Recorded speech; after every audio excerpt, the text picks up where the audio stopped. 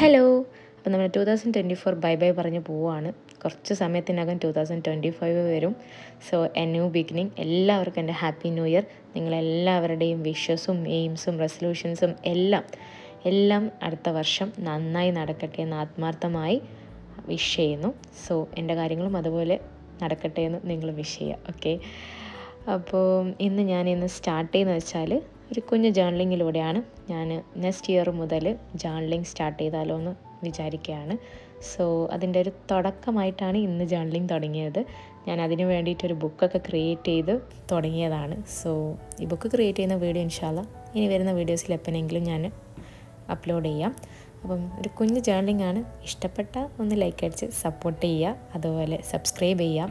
ഇനി ഒരു 170 or 120 I think 120 അത്രയായ നമ്മൾ 1K അടിക്കും. So keep supporting. ബൈ.